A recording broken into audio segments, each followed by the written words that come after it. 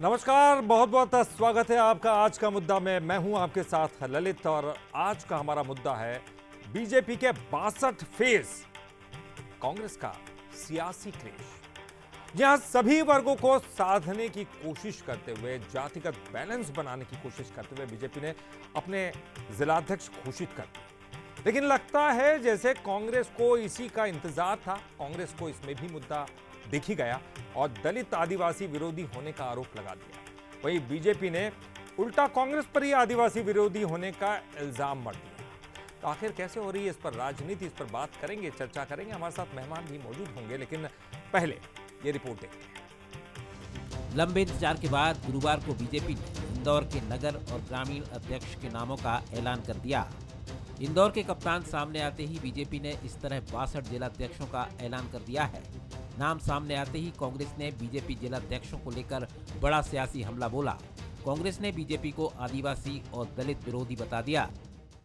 देखिए, भाजपा का एक बार फिर दलित विरोधी और आदिवासी विरोधी चेहरा सामने आया है। भाजपा के संगठन चुनाव में 62 जगहों में से सिर्फ 4 जगह एसटी और 3 जगह दलित वर्ग को मौका दिया गया। ये साफ साफ दिखाता है कि भारतीय जनता पार्टी दलित विरोधी है, आदिवासी विरोधी है। और हम लगातार ये कहते आ रहे थे कि भाजपा के कथनी और करनी में अंतर है, और अब ये स्पष्ट देखने को मिल रहा है। कांग्रेस ने वार किया तो बीजेपी ने पलटवार करने में देरी नहीं की। बीजेपी ने कहा कि संगठन चुनाव में पार्टी ने सभी वर्गों का ध्यान रखा है। आदिवासी वर्ग की उपेक्षा पर पलटवार करते हुए बीजेपी ने कहा कि कांग्रेस ने आदिवासी वर्ग की उपेक्षा कर जीतू पटवारी को पीसीसी चीफ बनाया। तो संगठन के चुनाव है, इसके अंदर सभी वर्गों को प्राथमिकता दी गई, रायशुमारी के आधार पर होते हैं। लेकिन कांग्रेस इस पर सवाल उठाती, वो कांग्रेस जिसने एक ओबीसी वर्ग के प्रदेश अध्यक्ष अरुण यादव को हटा के, किस प्रकार हमने देखा कि उन्होंने कमलनाथ जी को बनाया, बाद में जीतू पटवारी को बनाया, किस प्रकार से आदिवासी वर्ग की, ओबीसी वर्ग की उपेक्षा करते हैं। तो कांग्रेस पहले अपना दामन देखे। यदि कांग्रेस इस वर्ग की बात करती है तो सबसे पहले उनको जीतू पटवारी को हटाकर किसी ओबीसी या दलित वर्ग के या आदिवासी वर्ग के व्यक्ति को अध्यक्ष बनाना चाहिए। सियासी बयानबाजी के बीच चलिए आपको बताते हैं कि बीजेपी में किस वर्ग को कितना मिला है प्रतिनिधित्व। बीजेपी ने सभी 62 जिलों के जिलाध्यक्ष घोषित किए। जिलाध्यक्षों में दिखा सामान्य वर्ग का दबदबा। 62 में से 29 जिलाध्यक्ष सामान्य वर्ग से बने। 25 जिलों में ओबीसी चेहरों को मिली कमान। पार्टी ने 17 जिलों में रिपीट किए जिलाध्यक्ष। जिलाध्यक्षों की औसत उम्र 50 साल। 60 साल से ऊपर के केवल 2 जिलाध्यक्ष। 7 महिलाओं को सौंपी गई जिले की कमान। 4 एसटी, 3 एससी और 1 अध्यक्ष अल्पसंख्यक वर्ग से। कांग्रेस ने बीजेपी जिलाध्यक्षों की लिस्ट के बहाने आदिवासी और दलित राजनीति को नए सिरे से हवा देने की कोशिश की है। लंबे वक्त से जातिगत जनगणना का राग अलाप रही कांग्रेस ने बीजेपी को लिस्ट के साथ ही उस राग को फिर से गाया है। बीजेपी की सूची पर कांग्रेस क्यों क्लेश कर रही है, ये भी एक बड़ा सियासी सवाल है। तो लंबा इंतजार रहा। इंदौर वाला मामला तो काफी लंबा अटका रहा, उसी को लेकर तमाम पेंच फंसे हुए रहे। हालांकि तमाम जातिगत संतुलन का ध्यान बीजेपी ने रखा ही होगा। एक पार्टी है तो पार्टी अपने हिस्से का काम करती है, लेकिन ये अंदरूनी मामला है बीजेपी का। हालांकि इन तमाम चीज़ों के बाद इस संतुलन को ध्यान में रखते हुए भी राजनीति में मुद्दे कम होने का नाम नहीं लेते और ऐसे मुद्दे विपक्ष को भाते हैं और तमाम आरोप इस पर लगते हुए दिखाई भी देते हैं। बहरहाल इस पर हम चर्चा करेंगे, लेकिन पहले बंसल न्यूज़ के कुछ सुलगते सवाल। सवाल नंबर 1, क्या कांग्रेस ने बीजेपी पर आरोप लगाकर दलित आदिवासी कार्ड खेला है? सवाल नंबर 2, बीजेपी के घर की बात पर कांग्रेस का सियासी क्लेश आखिरकार कितना जायज है? सवाल नंबर 3, क्या बीजेपी ने जिलाध्यक्षों के चयन में जातिगत संतुलन का ध्यान नहीं रखा? ये सवाल चूंकि कांग्रेस ने उठाया है तो सवाल तो बनता है और इन्हीं तीन सवालों के इर्द गिर्द हमारी आज की चर्चा रहने वाली है। और चलिए अब हमारे साथ जो मेहमान जुड़ने वाले हैं उनसे आपका परिचय करा दें। सबसे पहले हमारे साथ स्टूडियो में मौजूद जो मेहमान हैं उनका परिचय कराते हैं। भूपेंद्र गुप्ता जी हमारे साथ हैं, कांग्रेस के प्रवक्ता और मुख्य प्रवक्ता हैं, तो आपका बहुत बहुत स्वागत करते हैं भूपेंद्र जी। हमारे साथ दिनेश निगम त्यागी जी हैं, वरिष्ठ पत्रकार। दिनेश जी आपका भी बहुत बहुत स्वागत करते हैं। साथ ही साथ हमारे साथ बीजेपी के प्रवक्ता अजय धवले भी जुड़ गए हैं। अजय जी आपका भी बहुत बहुत स्वागत करते हैं। चलिए चर्चा की शुरुआत करूंगा। दिनेश जी आप ही से चर्चा की शुरुआत करता हूं। राजनीति में अगर हम कहें तो तमाम मुद्दे हमने देखे हैं आज तक, लेकिन जातिगत राजनीति जो है एक बहुत प्रमुख मुद्दा है, जो मुझे लगता है कि कांग्रेस को भी मुफीद है, लेकिन अगर उसके इर्द गिर्द जब बात होती है तो फिर बीजेपी भी उसी की राह पर चलती हुई दिखाई देती है। जिला अध्यक्षों का अगर मामला है तो ये बीजेपी का अंदरूनी मामला है, लेकिन क्या लगता है आपको, ये भी एक बड़ा मुद्दा बन सकता है और कांग्रेस इस पर भी अब राजनीति करती हुई दिखाई देगी? देखिए, राजनीति में कोई भी मुद्दा हो उसमें राजनीति तो होगी ही। जहाँ तक जातिगत समीकरणों का, जातिगत राजनीति का सवाल है, तो उत्तर प्रदेश, बिहार जैसे प्रदेशों में ज़्यादा होती थी, मध्य प्रदेश में थोड़ा कम होती थी। एक बेल्ट को छोड़ दें अपन, विंध्य, चंबल और बुंदेलखंड इलाके में जातियों की राजनीति ज़्यादा होती है मध्य प्रदेश की तुलना में, और इसी कारण मुझे लगता है जातिगत राजनीति न होने के कारण ही भाजपा इतने साल से सत्ता में है। जहाँ तक जिलाध्यक्षों का सवाल है, माना ये जा रहा था कि वैसे तो कोई आदिवासी जिले घोषित नहीं हैं, कोई अनुसूचित जाति वर्ग के जिले घोषित नहीं हैं। जैसे कि लोकसभा चुनाव में आदिवासियों के लिए सीटें आरक्षित हैं, विधानसभा में आदिवासियों और अनुसूचित जाति के लिए सीटें आरक्षित हैं, वैसे जिले या घोषित नहीं हैं। और वैसे भी जो संगठन के चुनाव होते हैं, मुझे नहीं लगता कि कोई ऐसा देखा जाता है जाति चुनाव में, तो जो आगे आया, जो जीत गया, जो जैसा सेट हो गया वैसा हो जाता है। हाँ, भाजपा ऐसा कर सकती थी कि कम से कम परसेंटेज न निकालती, तो जो आदिवासी बाहुल्य जिले हैं, जहां आदिवासियों की तादाद ज़्यादा है, जो अनुसूचित जाति जिले हैं जहां अनुसूचित जातियों की ज़्यादा तादाद है, वहां इस वर्ग के नेताओं को प्रतिनिधित्व दे सकती थी, जिलाध्यक्ष बना सकती थी। ऐसा नहीं किया। और स्वाभाविक तौर पर इस समय राजनीति चल रही है, जैसे बाबा साहब अम्बेडकर को लेकर पूरे देश में राजनीति चल रही है।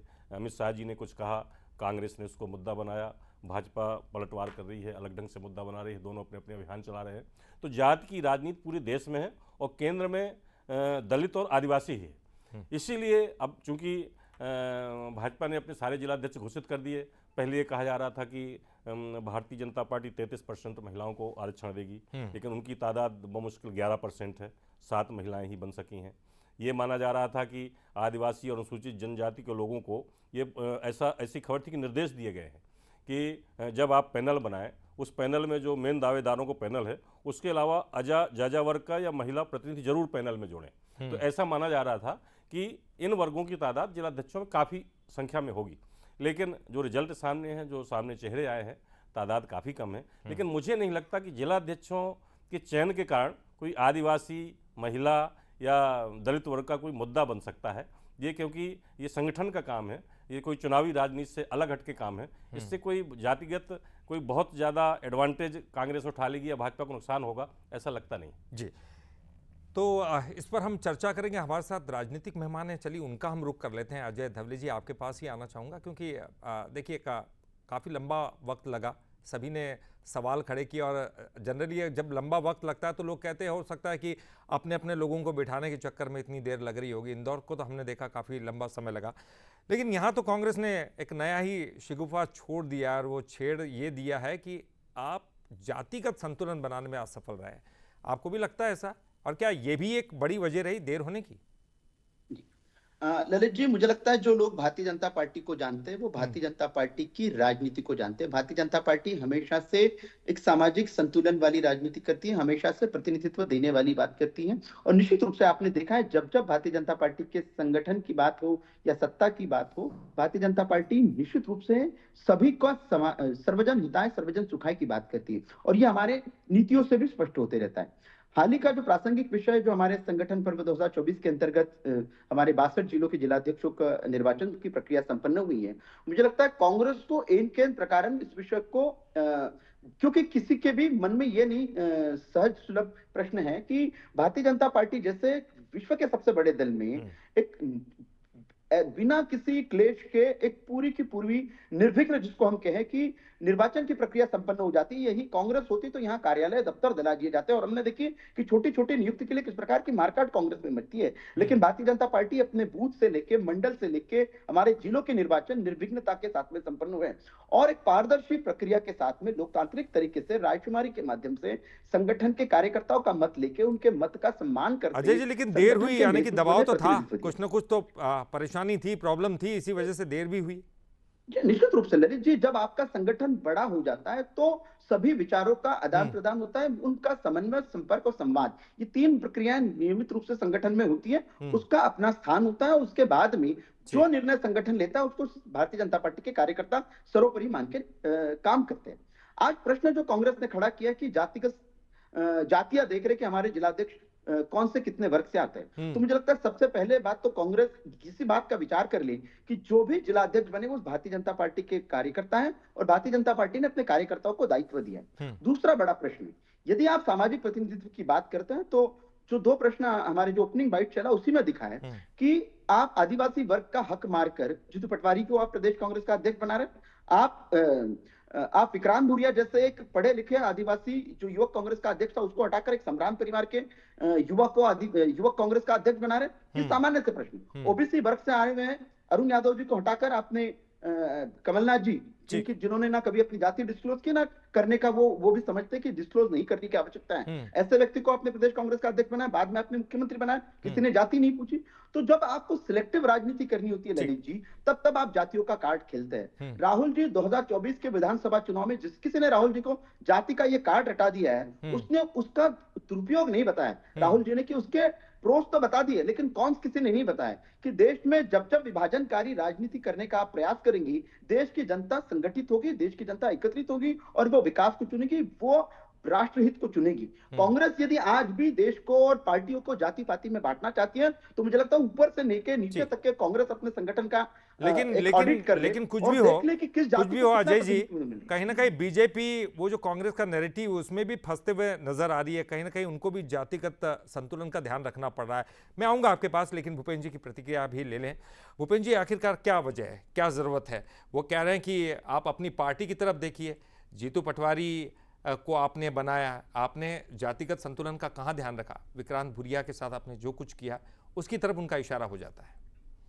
देखिए, भारतीय जनता पार्टी जो चर्चा करती है वो चर्चा का उसको ना और पता होता है ना छोर पता होता है। वो क्या बात कर रहे हैं और क्या सवाल आपने किया इसका कोई आपस में तादाद में नहीं है। हमारे जो है भूरिया जी को हमने हटाया है या नहीं हटाया है इसकी चर्चा हो रही है। बनाया की बात चल रही है यहाँ पे। बनाया इसलिए बात चल रही कि तुम राग अलाप रहे हो 3 साल से 4 साल से कि हम आदिवासियों के सबसे बड़े हितैषी हैं, हम जो है एससी के सबसे बड़े हितैषी हैं, कांग्रेस ने उनको लूटा है, कांग्रेस ने उनको ये किया है। ये गीत कौन गा रहा है? अब गीत गा रहा है तो तुम्हारी पोल खुल गई कि तुम्हारा वास्तविक चरित्र क्या है। तुम तो उन्हें 10% प्रतिनिधित्व भी देने के लिए तैयार नहीं हो। कह रहे हो कि हम साहब जो है प्रतिनिधित्व देते रहे, खुद ही कह रहे हो कि हमने जातियों का संतुलन बनाया और कांग्रेस को जातिवादी बता रहे हो। तो इससे ज़्यादा कोई जो है विरोधाभासी बातें और दोमुही बातें कोई हो सकती हैं क्या? कि आप खुद ही कह रहे हैं कि हमने जाति का बड़ा बढ़िया समीकरण बनाया, हमने सोशल इंजीनियरिंग की, और कांग्रेस पर आरोप लगा रहे हैं कि कांग्रेस जातिवादी है। हम हैं जातिवादी क्यों? क्योंकि हमने सामाजिक न्याय की सुस्थापना की है, हर जाति को हमने प्रतिनिधित्व दिया, हमने लोकतंत्र में उनको शामिल किया। आप तो पहले दिन ही गरीबों को जो है वोट देने का अधिकार देने के पक्षधर नहीं थे। किसने दिए ये वोट देने का अधिकार? उनको हमने दिया, हम गौरव से इसको कहते हैं। आप तो पहले दिन से संविधान को मानने तैयार नहीं थे, हमने उस संविधान से लोगों को न्याय दिया, उनको जो है एक अधिकार दिया। आप तैयार थे क्या? हमने मनरेगा के माध्यम से गरीबों को रोजगार का अधिकार दिया, तब क्या कह रहे थे आपके हुजूर विश्वगुरु जो देवता स्वरूप हैं कि साहब जो है हम इसको जो है एक कांग्रेस के फेलुअर के स्मारक के रूप में जिंदा रखेंगे। बोल रहे थे कि नहीं बोल रहे थे? कोरोना में लाखों लोगों की जान उसी मनरेगा ने बचाई है। पॉजिटिव से ज़रा सोचा करिए और सक्रियता से सोचा कीजिए। हमने हटाया अरुण यादव जी को। आपको पता कितने साल अरुण यादव जी रहे हमारे अध्यक्ष? हमारे जो है नियम से भी ज़्यादा अध्यक्ष रहे। आप क्या जीवन भर BD शर्मा को अध्यक्ष बना के रख सकते हो क्या? अगर हिम्मत हो तो यहाँ अनाउंस करो, क्योंकि कल जब तुम BD शर्मा को हटाओगे हम कहेंगे ब्राह्मण हटा दिया है। हिम्मत आप में ये कहने की? अजय जी वो तो ताल ठोक के कह रहे हैं कि वो जातिवादी है। आप जवाब दीजिए, वो तो ताल ठोके। हाँ जी, आपने जिस तरीके से गडकरी को रुखसत किया था उस पर थोड़ा प्रकाश डालिए। आप शाम तक तो गडकरी बन रहे थे, सुबह उनकी दुकान डाल दिया आपने। आप अपने बारे में भी तो जरा विचार किया कि देखिए आपने सीधा निशाना जीतू पटवारी पर दिया, वो सीधे VD शर्मा, नितिन गडकरी तमाम चीजों को लेकर आ गए। जी ललित जी, जिन्होंने प्रश्न खड़ा किया ये उनको उत्तर है कि पहले अपने संगठन में अपनी गिरेबान झांकी। दूसरा जिन्होंने प्रश्न किया, आज का सुंदर सा उदाहरण है, इनकी इनकी सबसे बड़ी नेता सोनिया गांधी जी सदन के बाहर निकलती है और देश की महामहिम राष्ट्रपति जी जो जनजातीय समुदाय से आती है, संथाल समुदाय की एक नारी शक्ति का प्रतीक है, उसको प्रति कांग्रेस की सर्वोच्च नेता का बयान क्या है कि पुअर लेडी, बोरिंग भाषण दिया।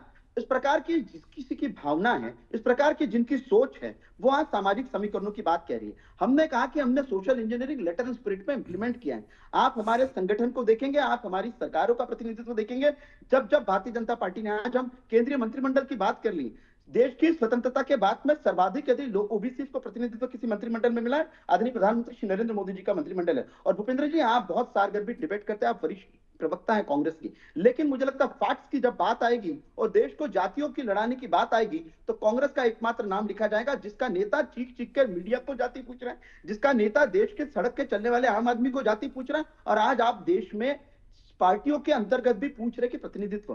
देखिए, हम कह रहे हैं कि आज राजनीति स्वच्छता की होनी चाहिए, राजनीति सार्वभौमिक विचारों की होनी चाहिए, लेकिन कांग्रेस ने जो संविधान का नाम ले रही है, तो आप अपना काला इतिहास उठाकर देख लीजिए। हम कह रहे हैं कि 1975 की इमरजेंसी लगाने की आवश्यकता क्यों पड़ी, डॉक्टर बाबा साहब अंबेडकर के संविधान में आर्टिकल 370 इंसर्ट करने की आवश्यकता क्यों पड़ी, इस संविधान में ओबीसी आयोग को 70-75 वर्षों बाद संवैधानिक दर्जा देने की आवश्यकता क्यों पड़ी। यदि इतनी ही आपको प्रतिनिधित्व की चिंता होती, तो आज हमारा दलित समुदाय आज भी अपने रिप्रेजेंटेशन के लिए, और ये आदरणीय प्रधानमंत्री श्री नरेंद्र मोदी जी की सरकार आने के बाद में जब हमने इंश्योर किया कि किसी भी व्यक्ति को उसके सामाजिक वर्ग से नहीं देखा जाएगा, हम 4 वर्गों की बात करते हैं, जिसमें नारी है, जिसमें युवा है, जिसमें अन्नदाता है, जिसमें गरीब है। आप तो आज भी उसी पुराने ढर्रे में लटके पड़े हैं कि देश को जातियों में लड़ाई है, देश को पार्टियों में लड़ाई है। अब क्या पार्टियों को भी आप जिस प्रकार से प्रतिनिधित्व की बात, भूपेंद्र जी देखिए, ये तमाम चीजें होती रही हैं, वो लगातार आरोप ये भी लगाते रहे कि आपकी सरकार ज्यादा लंबे समय तक रही, क्या वाकई में आदिवासी है या फिर दलित है, क्या उनका उत्थान हो पाया है, क्या वो अच्छे स्तर पर पहुंच पाए, ये तमाम आरोप बीजेपी की तरफ से लगते हैं। और साथ ही उन्होंने एक बड़ा आरोप ये भी लगाया कि जिस तरह की बात आज कही गई है राष्ट्रपति के लिए, उसके लिए आप थोड़ा धीरज से सुन लीजिएगा धवले जी, उत्तेजित मत होइएगा बीच में। इन्होंने सबसे बड़ा सवाल ये किया कि इमरजेंसी क्यों लगी, बड़ा सवाल किया इन्होंने। तो इमरजेंसी के आईने में जरा अपनी शक्ल देखिए। रामलीला मैदान पर और पटना की रैली में आपके नेता थे जो कह रहे थे, भाषण दिए उन्होंने, रिकॉर्ड में है, अभी आपकी सरकार में हो, आप रिकॉर्ड उठवा लेना, कि देश में आग लगा दो, आर्मी जो है विद्रोह कर दे, सेना जो है इंदिरा गांधी का आदेश नहीं माने, ये भाषण है, ही मत करिए और उन भाषणों को सुनिए जरा। और आज कांग्रेस का कोई आदमी इस तरह का भाषण दे दे तो मोदी जी क्या एक्शन करेंगे बता दीजिएगा। आपने सेना के विद्रोह की खुली वकालत नहीं, बात करने दीजिए मुझे। आपने मंत्रियों के घरों में आग लगाई, आपने जो है विधायकों को घरों में घेरा और कैद किया, आपने जो है डायनामाइट लगाए रेल की पटरियों में। इसके बाद इस देश में इमरजेंसी नहीं लगाई जानी चाहिए थी। आपने जनप्रतिनिधियों की हत्याएं करवाई उकसा के लोगों को। ये जो है इमरजेंसी का काला इतिहास, इधर से देखना शुरू करिए, आपके चेहरे काले दिखाई पड़ेंगे। ये कांग्रेस की जो है एक श्रेष्ठता है कि वो जो है इस पर आपसे वापस बात नहीं करती। तो आपने जो है बेदखल करवाए, आपकी सरकार ने और बीपी सिंह की सरकार ने मिलकर कश्मीर में हिंदुओं की हत्याएं करवाई। आरोप कांग्रेस पर लगाते हो, आपको शर्म आती है अपनी शक्ल देखकर? तब किस पर आरोप लगाते हो? किसकी सरकार थी कश्मीर में, कौन था मंत्री? आपकी सरकार ने ये सारे काम किए। जगमोहन आपका आदमी वहाँ पर गवर्नर था, कांग्रेस को गाली देते हो? कभी आईने में पलट कर देखते हो कि आपका चेहरा कैसा है? 1 मिनट पूरी बात होने दीजिए। आपने जो है पठानकोट में पाकिस्तान की आईएसआई से जांच करवाई। आप जो है आतंकवादियों को विदेश छोड़कर आए, कांग्रेस को गाली बकते हो? आपके दफ्तर में बैठकर जो है पाकिस्तान से सैलरी लेने वाले लोग काम करते थे, कांग्रेस को आप गाली बकते हो, टुकड़ा टुकड़ा गैंग बोलते हो। कभी अपना चेहरा देखा आईने में? ये जो है ये राजनीति में सच्चाई की बात। अजय जी तमाम चीजों का जवाब दीजिएगा। दिनेश जी से भी मैं एक प्रतिक्रिया लेना चाहूंगा कि काफी देर हो गई उनके पास गए हुए। दिनेश जी, आपको भी लगता है कि केवल अब दूसरे मुद्दे हैं नहीं हमारे पास और जाति वाला एक मुद्दा इतना अहम है, इतना हावी है, लेकिन असल में देखा जाए तो वाकई में ना तो ओबीसी की तरफ किसी ने ध्यान दिया, ना दलितों की तरफ किसी ने ध्यान दिया। उनके उत्थान के लिए क्या, वो आज भी वो उसी कंडीशन में, उनकी कंडीशन सुधारने के लिए क्या कुछ, क्या केवल? हाँ, मैं आपके पास भी आऊंगा, आपके पास भी आऊंगा सर। नहीं, ऐसा ये नहीं दिनेश है। मुझे लगता है जैसे हम बचपन से देखें, जब छोटे थे तब दलितों की स्थिति क्या थी, आदिवासियों की स्थिति क्या थी, विकास की स्थिति क्या थी, सड़कों की स्थिति क्या थी, उस तुलना में काम बहुत हुआ है। और आप सामाजिक तौर पर स्कूलों में देखिए, दफ्तरों में देखिए, समाज में देखिए, हाँ अभी भी बहुत जगह पिछड़ापन है। पूरा जितना होना चाहिए, ये आप कह सकते हैं कि जिस गति से काम होना चाहिए, किसी सरकार में कम गति से हुआ, किसी सरकार में तेज गति से, तो काम तो हुआ। तो ये आप बिल्कुल नहीं कह सकते हैं कि जिस जहाँ से देश शुरू हुआ था देश वहीं खड़ा है। हाँ। देश बहुत आगे पहुंचा है। हाँ, ये कह सकते हैं कि उस लेवल पर नहीं, उस लेवल पर जितनी अपेक्षा, उस अपेक्षा के अनुरूप आगे नहीं बढ़ा। जहाँ तक ये आरोप प्रत्यारोप का सवाल है, तो ये तो भाजपा, नेहरू जी ने क्या किया, गांधी जी ने क्या किया, इंदिरा जी ने क्या किया बताएगी। कांग्रेस बताती है कि सावरकर ने किया, संघ ने क्या किया, आज़ादी का आंदोलन। तो ये आरोप प्रत्यारोप, ये पुरानी बातों से न पब्लिक को लेना देना ना, न पब्लिक इसमें पढ़ने वाली है, और न ही पब्लिक ये सुनकर वोट देने वाली है।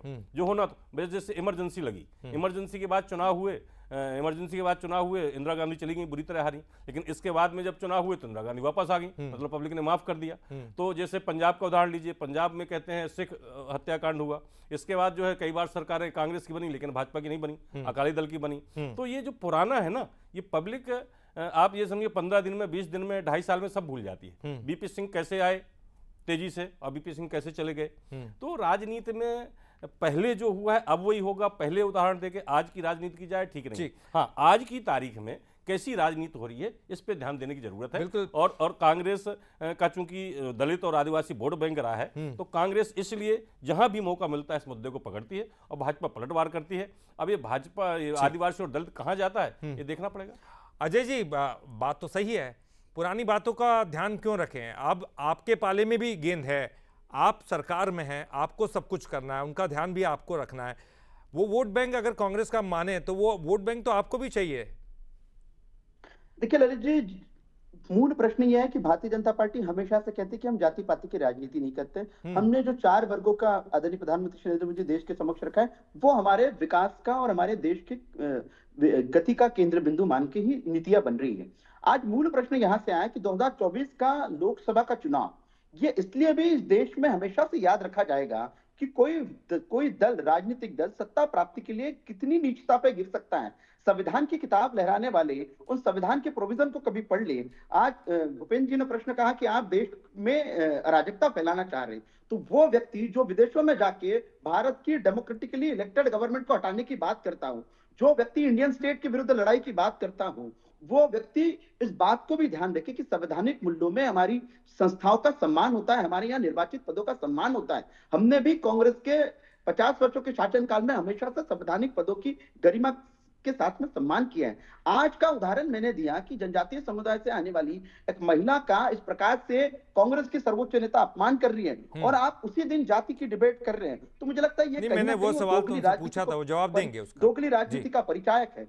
दूसरा जो प्रश्न भूपेंद्र जी ने उठाया कि भारतीय जनता पार्टी में, हमारे यहाँ तो डेफिनेट संविधान है, हमारे संविधान में हमारे अध्यक्षों का कार्यकाल निहित है। आप बता दीजिए कि कांग्रेस कौन से संविधान से चल रही है, पदों की संख्या कितनी है। हमारे यहाँ कभी हमारे पदों की संख्या के भिन्न यदि कोई संविधान का कोई वायोलेशन हुआ है तो उसको आप देख लीजिए। तो मुझे लगता है आज भारतीय जनता पार्टी विश्व का सबसे बड़ा राजनीतिक दल, सबसे चलायमान दल इसीलिए है कि हमने हमारे जो प्रिंसिपल बनाए थे, हमने जो हमारे जो निहित तत्व थे, उन तत्वों का पालन किया है। हमें कांग्रेस नहीं बनना है। आज कांग्रेस की जो दुर्गति हुई है, कांग्रेस जो देश में तीसरी बार सत्ता से बाहर नहीं है, मध्य प्रदेश तो वो तो ताल ठोक के कहते हैं हम जातिवादी है कि कांग्रेस ने कभी भी, कांग्रेस तो कहती है ताल ठोक के हम जातिवादी है। आप बन के बताइए। बिल्कुल, देश की जनता ने स्वीकार कर लिया, इसे जातिवादी कांग्रेस को विपक्ष में बैठा रही है बार बार। ललित जी, जातिवादी कांग्रेस आज विपक्ष में बैठी है, उसका एक ही उदाहरण है कि कांग्रेस ने देश को लड़ाने का काम किया। समय बहुत कम है, समय कम है। भूपेंद्र जी आंसर दीजिए। और दूसरी बात ये कि ये उनका अंदरूनी मुद्दा है, अगर मान लो वो कुछ कर लेते हैं तो फायदा तो आप ही को होना है। जी, वो जो भी कर रहे हैं वो बोल रहे हैं सामने, और मेरे को सामने ही जवाब देना है। बिल्कुल, आप उनका जवाब दीजिए। पहला सवाल उन्होंने किया कि राष्ट्रपति महोदया का, आदरणीय महामहिम के बारे में, क्या भारतीय जनता पार्टी के लोग अंग्रेजी में बहुत कमजोर है, तंग है इनका हाथ, तो इन्हें कोई चीज़ समझ में नहीं आती, इनको स्टेट का मतलब नहीं मालूम। पहली चीज़, हिंदुस्तान का हर आदमी जो अदालत जाता है वो स्टेट से ही लड़ता है। हम अगर अभी मुकदमा कर देंगे धवले जी के ऊपर या धवले जी कर देंगे सरकार के ऊपर, तो उसमें यही लिखा जाएगा Ajay Dhawale versus state of Madhya Pradesh. ये इनको समझ नहीं है। ये स्टेट का मतलब वही समझते हैं जो इनके पास नागपुर से पर्ची आई उसी को लेके ही चालू हो जाते हैं। दूसरी चीज़, पुअर का मतलब जो है गरीब नहीं होता है, दरिद्र नहीं होता है अकेला है। जो अंग्रेजी जो लोग समझते हैं, जब कोई हमारी राष्ट्रपति महोदया बातचीत करते हुए, भाषण देते हुए थकी थकी लग रही हैं, एकदम जो है अवसाद में दिख रही हैं, तो उसको अंग्रेजी में जब बोलेगा आदमी तो वो पुअर ही बोलेगा। मगर भारतीय जनता पार्टी और जो नागपुर की समझ है वो उसको गरीब और दरिद्र में ही समझेंगे, क्योंकि इनकी नकारात्मक सोच है हर चीज़ में, तो ये उसको दरिद्र समझेंगे। अब ये जो चीज़ है, ये अब आप बता दीजिए कि कोई जो है थके हुए व्यक्ति को अगर जो उसके चेहरे से दिख रही है थकान, उसको उत्फुल्लित बोल दे क्या वो? तो ये जो है ये बोला सोनिया गांधी जी ने। अब इनकी समझ जो है वहीं तक सीमित है, जैसे इनके पास स्टेट और नेशन का इनको अंतर नहीं मालूम कि नेशन क्या होता है, स्टेट क्या होता है। तो ये जो है उसी तरह की बात करते हैं। क्यों? क्योंकि इनको सिखाया यही गया है कि अपन को बाल में से खाल कैसे निकालनी और कैसे लोगों को मिसगाइड करना है। ये भ्रम फैलाकर राजनीति करने वाला दल है। अब तीसरी चीज़ इन्होंने क्या उठाई कि हम जो है जातिवादी संगठन है, हम जाति की राजनीति करते हैं। कौन है जो देश का प्रधानमंत्री जो बिहार में जाके कहता मैं ओबीसी हूँ? कौन है वो प्रधानमंत्री जो कहता है कि दलित जो है जब महिला साफ करता है तो उसको अध्यात्म की अनुभूति होती है? कौन है वो प्रधानमंत्री जिसने जो है पिछड़ा में भी अति पिछड़ा वर्ग बनाया था? इनके जरा नाम लीजिए आप नाम लेंगे तो आपको भी अच्छा लगेगा, आपका ज्ञानवर्धन भी होगा। तो ये जो है इस देश के अंदर जो काम आप करते हैं उसको कांग्रेस पर मत ढोला कीजिए, गौरव से उसको स्वीकार करने की कोशिश किया कीजिए। आप जो काम कर रहे हैं, कारगुजारियां कर रहे हैं, उनको एक्सेप्ट करो ना। कांग्रेस एक्सेप्ट करती है उसको, कांग्रेस उसको स्वीकार करती है, उसको ओन करती है, आप डिसोन करते हैं। आप तो पार्टी भी बनाते हैं तो मिस कॉल से बनाते हैं, आप तो उसको भी ओन नहीं कर सकते। ठीक है, देखिएगा एक बड़ा मुद्दा इसलिए था क्योंकि एक पार्टी के अंदरूनी जो है संगठन की बात है।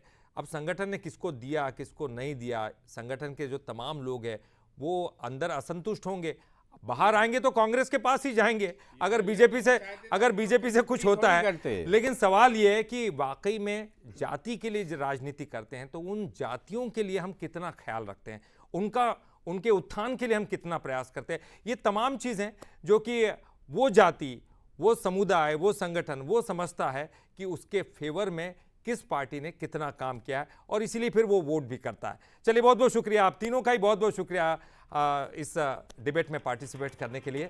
तो आज का मुद्दा में फिलहाल के लिए इतना ही।